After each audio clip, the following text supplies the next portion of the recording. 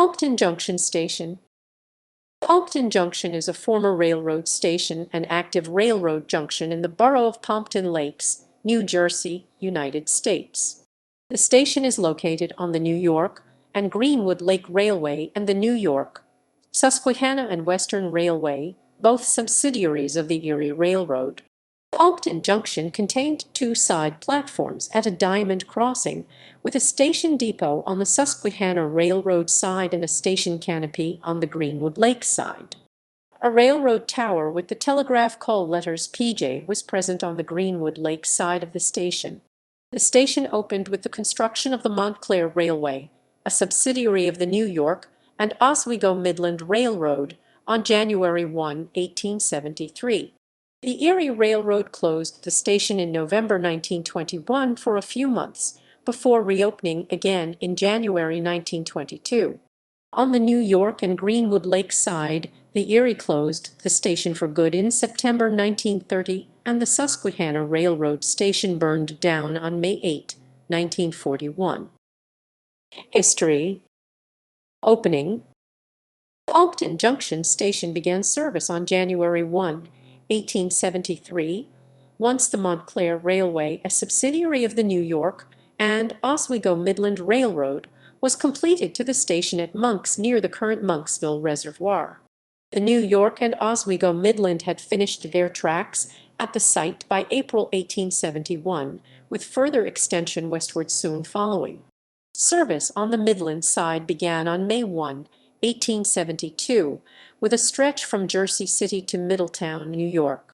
At the beginning, Pompton Junction had 6 trains per day, making the 27.5 miles 44.3 km, 1 hour 32-minute trip to Jersey City.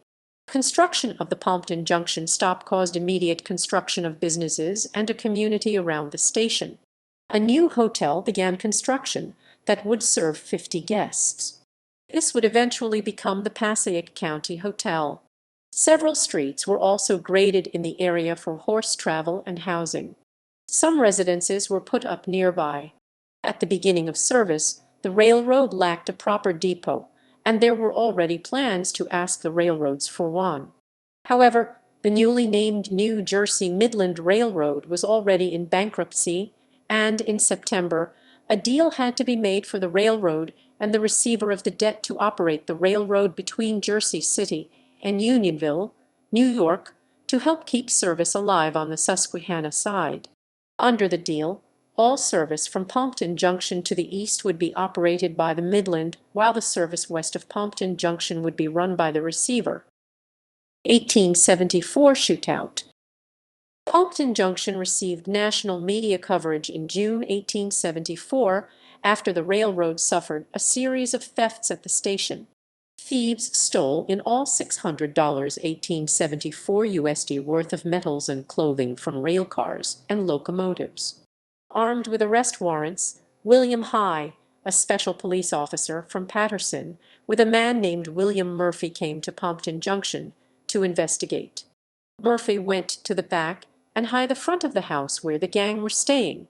Knowing the gang would not reply if the pair were identified as police, when the gang's leader, Anderson, called out in response to High's knock, High said he was Richard DeVore, another gang member.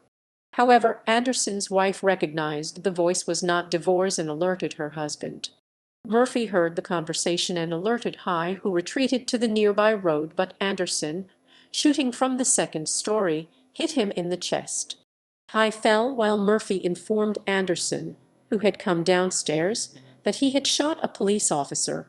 Murphy, who was not a police officer, then detained and arrested Anderson, along with DeVore and colleague John Titus, for the shooting and the warrants they had come with. High suffered gunshot wounds to his bladder, lungs, and bowels. He was too injured to be brought back to Paterson for treatment. Dr. John Quinn, 1824–1887, of Paterson, came to Pompton Junction to take care of him. Newspapers speculated that High would die, and John Warren, the recorder who charged Anderson, DeVore, and Titus, went with Quinn along with High's parents to take a statement in case he did. However, High survived and eventually died on November 3, 1899, of pneumonia. Pre-decline years. By 1889, the station at Pompton Junction was seeing 10 trains on weekdays and 16 trains on weekends. Fares to reach Jersey City would cost $1, and a round trip was $1.50. 20 ticket packages cost $11, while a monthly pass was $8.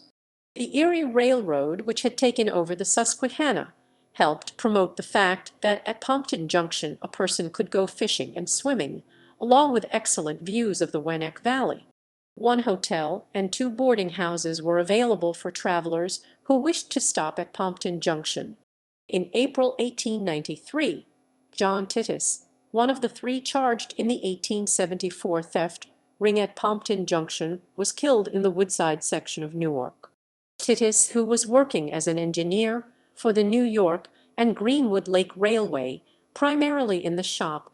In April 1903, the Erie moved the station back a bit from the tracks on the Greenwood Lake side of the tracks for no apparent reason. Speculation was that the move to help facilitate construction of a second track extension from Little Falls. However, by 1910, the second track had never occurred through Pompton Junction. At this point, the station only had a shelter and railroad tower on the Greenwood Lake side.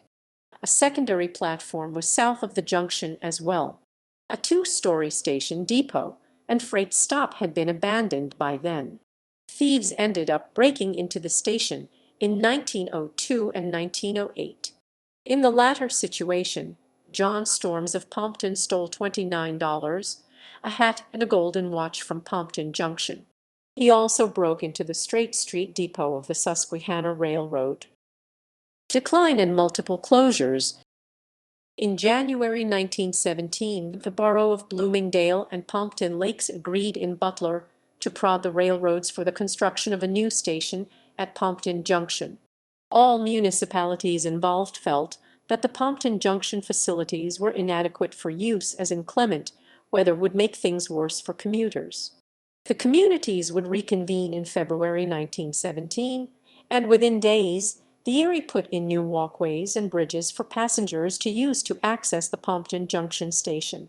Despite improvements, the Erie closed the Greenwood Lake station side in November 1921. The freight and passenger services at Pompton Junction were moved to Pompton Station, and the agent was moved to the station at Wenatchee Midvale. The former railroad junction operator was moved to agent at Pompton Station. The Erie Railroad reversed this decision in January 1922. The station agent that was moved to Pompton moved back to Pompton Junction to serve as agent.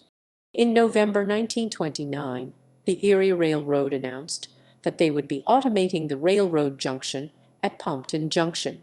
As part of the automation process, PJ Tower would be rendered useless, with the semaphore signals replaced by flashing light-based signals. The wires controlling the junction from PJ Tower would also be eliminated. As part of this construction and improvement, the station at Pompton Junction would also be eliminated. The Public Utilities Commission gave the Erie permission to eliminate Pompton Junction's railroad structures. The old PJ Tower would serve passengers at Pompton Junction. However, despite closure of the depot, the concept of a passenger station at Pompton Junction did not end. In 1932, the Erie Railroad and the New York, Susquehanna and Western Railroad considered a different option for Pompton Junction. They felt the possibility of moving the railroad facilities out of North Hawthorne to a joint terminal of railroads at Pompton Junction. This would cause Susquehanna trains to begin at Pompton Junction rather than North Hawthorne. The railroad tower was soon abandoned, and in January 1933, a felon vagrant was found living in the abandoned tower. On May 8, 1941, Pompton Junction station burned to the ground. The station fire in the morning also did damage to the wires running the automated railroad junction. The belief is that the fire occurred from cigarettes left by vagrants who occupied the station during the evening.